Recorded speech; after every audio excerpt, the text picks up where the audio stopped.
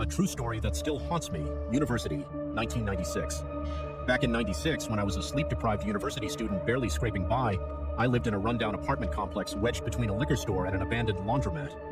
My unit was small enough that I could touch both walls if I stretched my arms, and the wallpaper peeled like old sunburn, but it was the only home I could afford. The building was always noisy in the way cheap buildings are, couples arguing at strange hours, someone blasting rock music at 3 a.m., the occasional drunk stumbling through the hallway muttering to themselves. It wasn't pleasant, but it became the kind of chaos you learn to live with. But there was one thing, one small, persistent thing that gnawed at me every single night.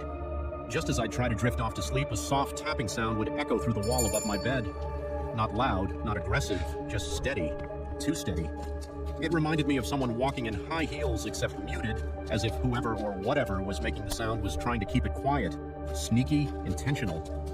For a long time, I assumed it was my upstairs neighbor. I considered going upstairs to ask about it, but it felt petty. Besides, the tapping wasn't random.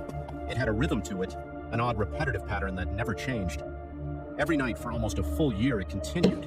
Same tempo, same sequence, same strangely delicate cadence.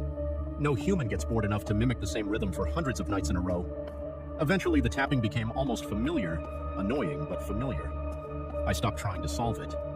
Until one afternoon, a friend of mine dropped by with his young son. His apartment had flooded, so I offered my place as a temporary escape. I remember feeling grateful for the company. When you're young and drowning in responsibilities, spending time with an old friend feels like therapy. His son, full of boundless energy, brought along one of those rainbow-colored toy xylophones every kid from the 80s and 90s seemed to own. He started tapping away on it, hitting random notes in that chaotic yet charming way toddlers do. And then he played it. My heart stopped. The rhythm. The same rhythm I'd heard above my room for a year. Precise, identical, unmistakable. I whipped my head toward him. "Hey, wait, what's that?" I asked, trying to sound casual even though my voice cracked. He grinned. "We learned it at school," he said proudly. "It's Morse code." I felt a cold, heavy chill crawl up my spine. "What does that one mean?"